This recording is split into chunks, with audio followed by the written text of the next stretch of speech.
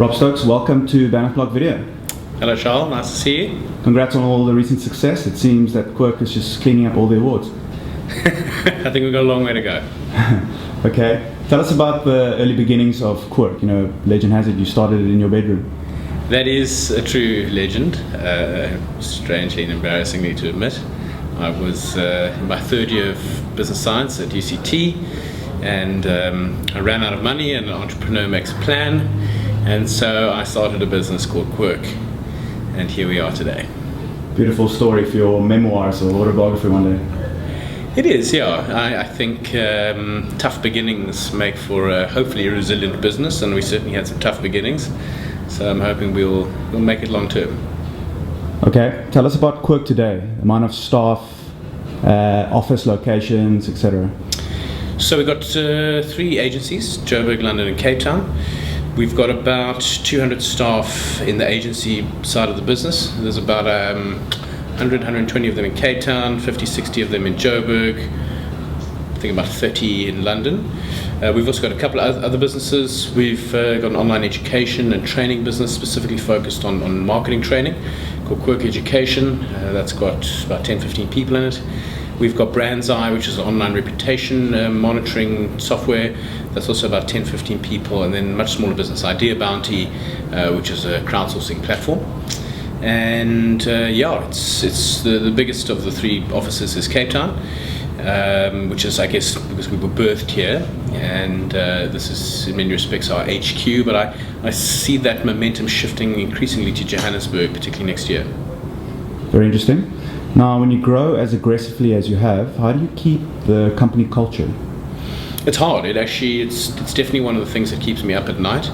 If I may say, I think one of the reasons Quirk has managed to get to where we are is because of our culture. I think we've got an amazing group of people. We have a lot of fun in the process. We work really hard, but you will walk around our offices and for the most part, I think, see smiling, happy faces.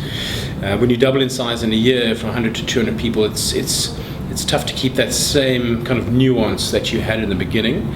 In many respects, we proceduralize it, and that's something I'm personally working on. I'm considered the culture captain at Quirk. It's my job to get this right. But also, it's about who you hire and how you hire. We are extremely fussy as to the people that we hire. We've got 6, 7, sometimes 8, 9, 10 rounds of interviews. Everything from skills tests to culture tests, junior to senior interviews. And it's that process that allows us to vet people according to not only what they'll bring to the organization, our clients, but the type of person that they are. And given that, call it the first 100 people were culturally spot on, it's their job to hire the next 100 people, and I think we've got a good enough process to make sure that for the most part that continues. It's tough to say whether we'll succeed from 200 to 400, but I back us to do so. Okay, on that note, is the agency model scalable? Does new big client mean lots of new staff? Yes. It doesn't mean it's not scalable. It's definitely scalable. It's just harder to scale than, say, a Google or a Facebook, where it's adding more servers, and servers are far easier to manage than people, but also less fun. The agency model, and certainly setting time as a principle, is a difficult model. A wise man once said to me that agencies create intellectual property which they sell to clients for a pretty poor margin, so clients can take that same intellectual property and make much more money out of it.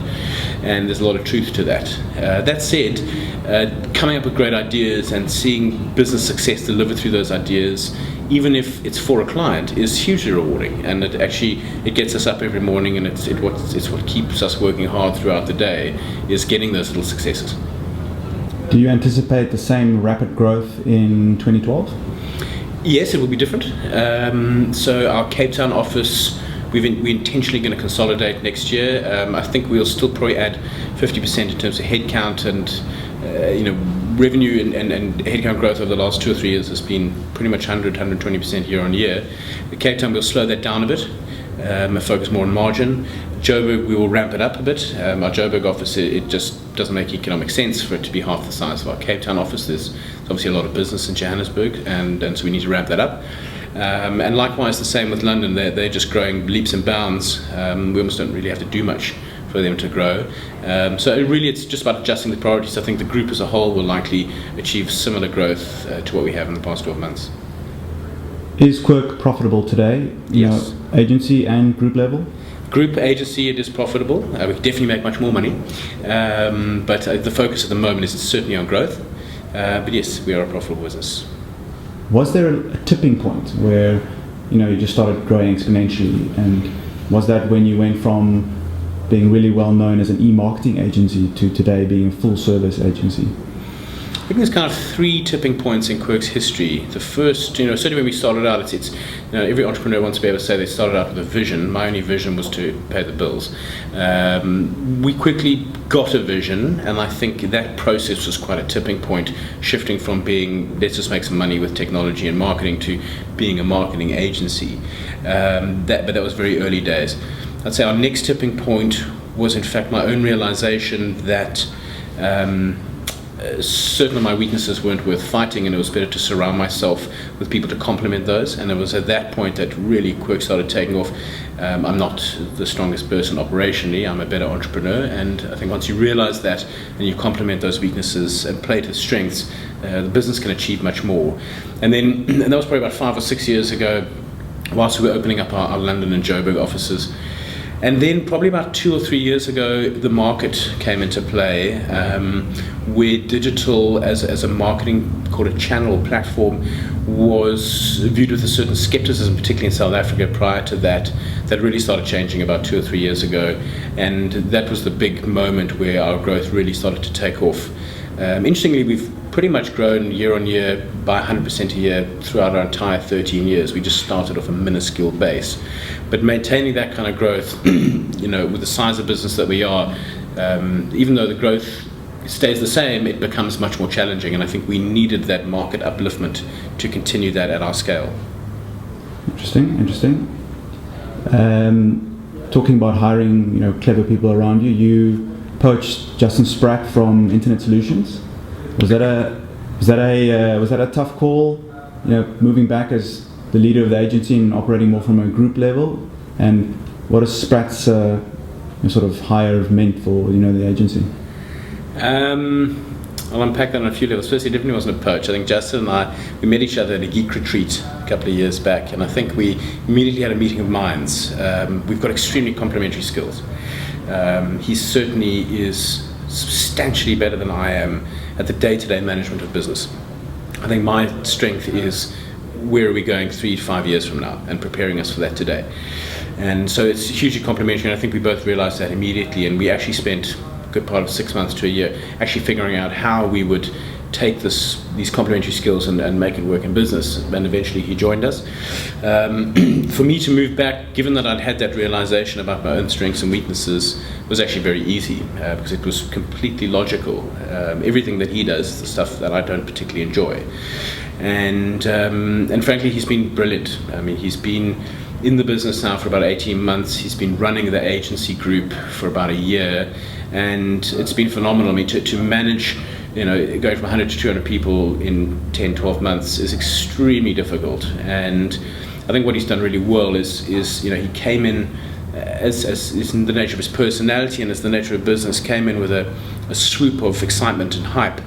And I think many people would not have delivered on that, and he has, and he's delivered on it with sincerity and thoroughness that you'd expect from a genuinely good business leader and indeed a professional manager.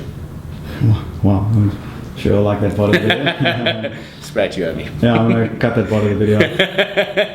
Okay, Quirk textbook. Now, I mean, brilliant move. You have lots of fresh talent bashing down your door wanting to work here because they've studied out of your book. Now in hindsight, everyone thinks like, wow, what a move by Rob by writing that book. Was that always the plan? It certainly wasn't the initial intention. The initial intention was based on the fact that we've been lecturing at many universities, and we've been really disappointed and held back, frankly, as lecturers by the material that was available for the students to learn off. There were 1 or 2 textbooks available at the time, but they were either out of date or written by people who weren't really in the digital marketing field. The reality of our game is that it moves so quickly that it's really quite difficult to be up to date. Even with our textbook, given that we're an agency writing a textbook, which I think is fairly unique, it's still difficult to keep it up to date.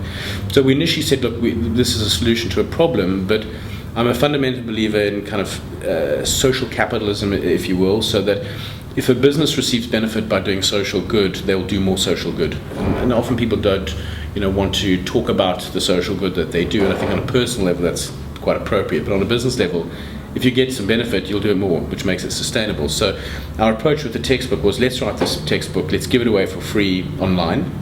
We will sell it, and our goal with sales is purely to break even, and we just about do it, not quite, but just about do it. But the payoff for us was always going to be from a marketing perspective, assuming the book was good, and hopefully people think it is. But we really put everything into that book, but the reality is 3-6 months after it's written, there's more stuff we know, so it's not like we're giving away all our secrets per se.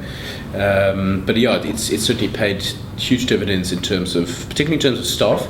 Our graduate program is largely fueled by students who've learned off the textbook, but also clients, because many clients are kind of breaking into digital from a traditional background, want to understand it. It's one of the few genuinely up-to-date and thorough references available, and so they read it. For the most part, I think they enjoy it, and when they need a partner to help them out, we hope they turn to us. Quirk Labs. What is the thinking behind Quirk Labs? And you mentioned some of the companies that you're incubating there. Tell us about them, how they're doing, and are there any ones that's ready to leave the nest? Maybe brands are. Yes. So Quirk Labs really is at the moment hugely experimental for us. We've got a lot of business ideas floating around, and we needed some avenue for them. So we started Quirk Labs as a tech startup accelerator, taking both our internal ideas and also ideas from the outside world. So we offer startups up to R1 million worth of funding, taken in either a combination of cash and or sweat equity, as they call it. We've had a number of pitches from external startups. We haven't invested in one yet. Not that they haven't been good enough, but we've got a fairly specific mandate and are not under pressure to invest like many in VC funds per se. We have no time pressure, but actually the result, I think, has been many more internal ideas that are now looking to be turned into businesses. We've got about 5 ideas that we're currently evaluating, and 2 or 3 we are going to be pushing out in the new year. We've just actually bought our education business. It's kind of grown up out of Quirk Labs. It's a mature, profitable business now, and now that it's learned to stand on its own 2 feet, we're actually putting it back into the agency, and we will still monetize it through the sale of courses and workshops and white papers and what have you, but it's going to play a much larger role within the agency around the managing of our intellectual property. At the end of the day, that is what an agency is. It's intellectual property monetized through the sale of time, and I do believe that the management of, and creation and distribution of intellectual property within an agency business is going to become a key differentiator for agencies over the next 10-20 years, and we've got a massive strength in our education business, and we're going to be utilizing it to deliver on that. Brand's Eye, we've looked at some investment opportunities. We've got a few new things coming out of Brand's Eye in the next 3 months. I won't say too much about it now, but at the moment we've kind of pushed pause, if you will, on the opportunities to really ramp it up. We want to see out the next few months, see where these new innovations take us, and then relook at that. And actually, likewise with Idea Bounty, I think there's still a lot more that business needs to achieve before we will roll it out. Tell us a little bit more about Idea Bounty. So it's a crowdsourcing platform for credits. Brands put up a brief with a bounty amount, $20,000, and they ask for a solution to a marketing problem. There's no production work involved, so it's not we don't get in trouble for encouraging spec work. It's got about 25,000 creatives on the platform. We get about 1,000, 1,500 ideas per brief, and the brands only buy the ideas they want. Fortunately, that's most times. I think we've got about a 90-95% success rate. And it's an interesting business. It's got a very, very low cost base, which is fortunate. I think it's one of its challenges is operating in the South African environment. Most of our clients end up coming out of the UK, and we don't actually have a permanent presence for Idea Bounty in the UK. The South African agencies, whilst the agencies in the UK and Europe very much embrace crowdsourcing as an option to find creativity, that hasn't so much been the case in South Africa. Not completely, we've had some opportunities, but not as much as in Europe. And so we're looking to actually address that at the moment. Okay, so as Rob Stokes, what is your end game? I mean, most of the agencies in South Africa have been acquired. You're one of a few, if not the only really big independent agency left. Are you guys fielding acquisition offers, or you're riding this bad boy out till you retire? We certainly are fielding offers and opportunities. To date, we've turned them all down, and frankly, we don't have a desire to sell at all. I think, speaking for the organisation as a whole, we're just having too much fun. We're doing great work.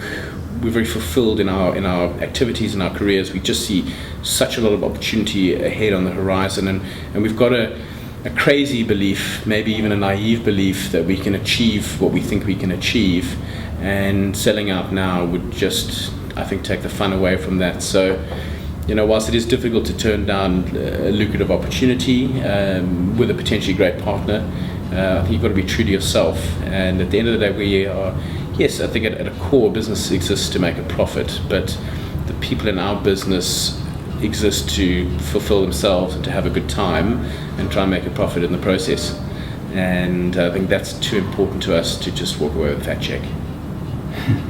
So no luxury boat and just fishing for the rest of your life? I would love to go and do a lot more fishing, but I guess I've kind of realized that I just enjoy what I do too much, and as much as I can sit around and say I'd love to go fishing for 5 years, I'd miss my team. I love walking into the space. There's a lot of energy in the Quirk station, and it drives me. It makes me happy, and I fear we would lose that if we sold.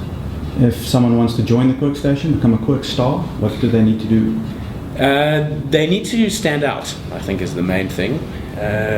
From a graduate, my goal long term is to hire juniors and giants. We've got an extremely successful graduate program where across the group we take on 36 graduates a year, one every month in every agency. It's difficult to get into, and it's not just for people who've just graduated. We've got some people who've been working for 4 or 5 years already, and they take maybe the ego and the salary knock to become graduates, knowing that there's a payoff down the line. We invest a huge amount in our graduates. It literally costs us millions of rands a year in training and what have you. And we get about 50 applicants for every one we accept. So getting into that is tough.